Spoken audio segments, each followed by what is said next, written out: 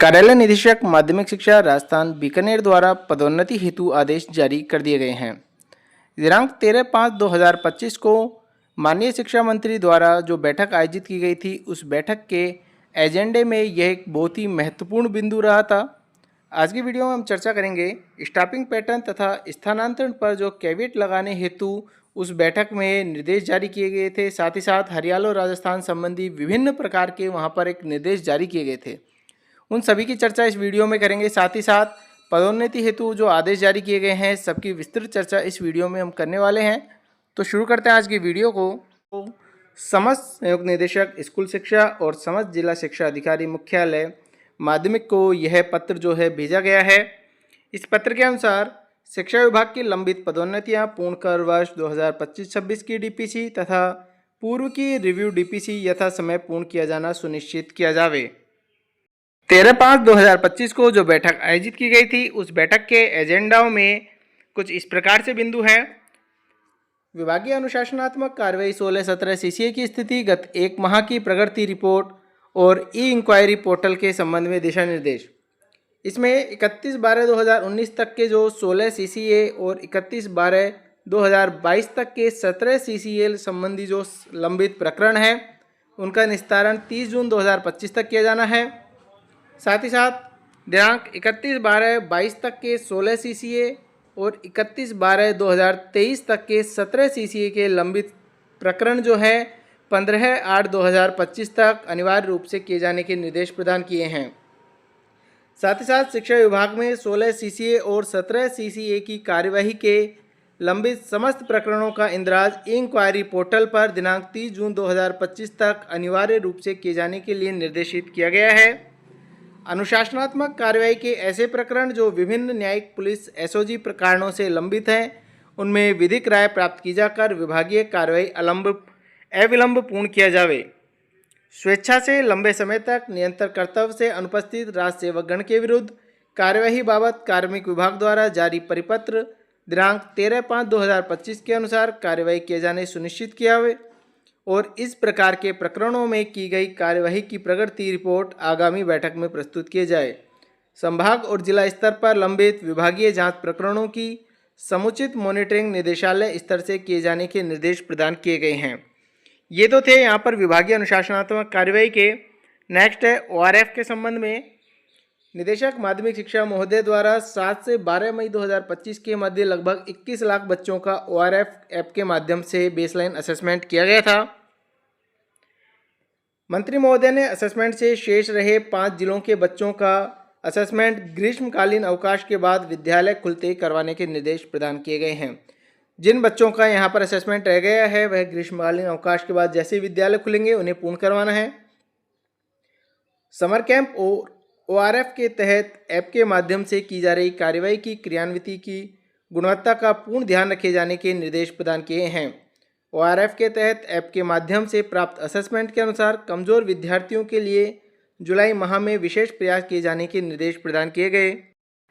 Point number 15, स्थानांतरण पर रोग के दौरान प्राप्त कैंसर पीड़ित डायलिसिस कराने वाले रोगी 100% नेत्रहीन गंभीर विकलांगता वाले स्थानांतरण प्रकरणों में सहानुभूतिपूर्ण विचार करते हुए कार्य व्यवस्थार्थ लगाए जाकर राहत प्रदान किए जाने के निर्देश प्रदान किए हैं।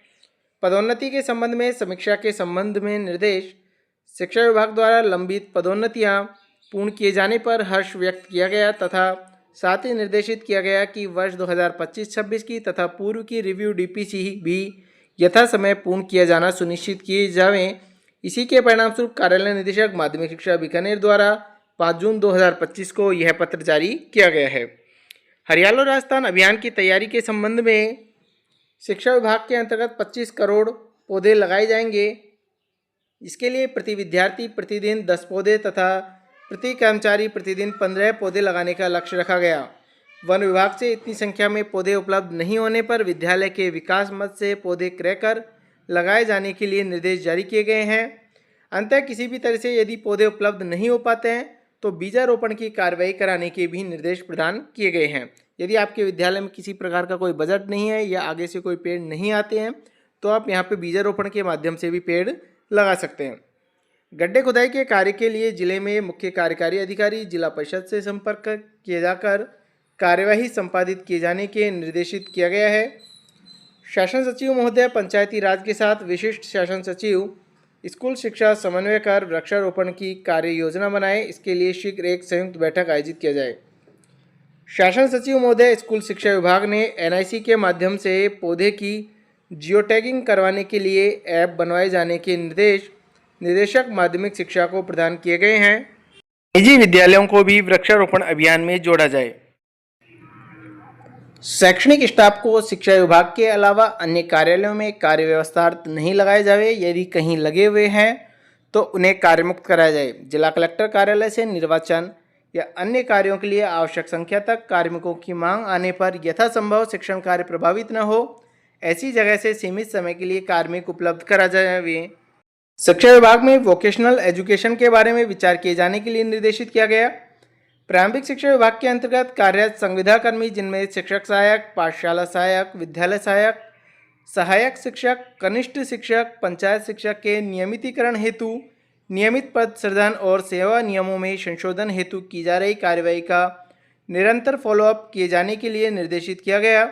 अनुकंपा नियुक्ति के प्रकरणों में इच्छित जिले में अथवा गृह जिले में पदस्थापन किए जाने के लिए यथासंभव समायोजन किया जाए।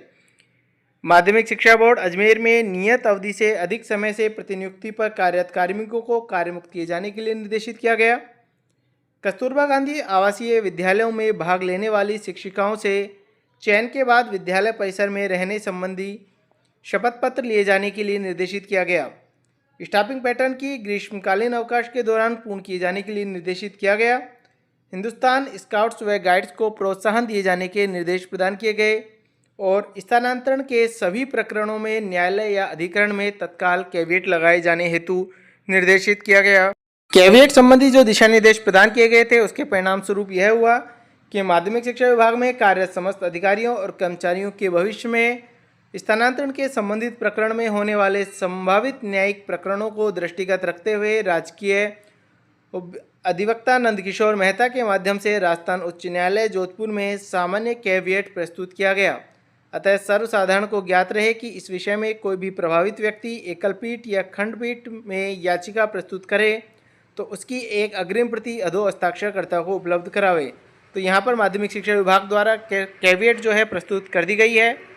तो संभावना ये बनती है कि जल्द ही DPC का कार्य पूर्ण होने के बाद में हो सकता है स्थानांतरण संबंधी कार्य भी प्रारंभ कर दिया जाए। तो आज की वीडियो में इतना ही। धन्यवाद।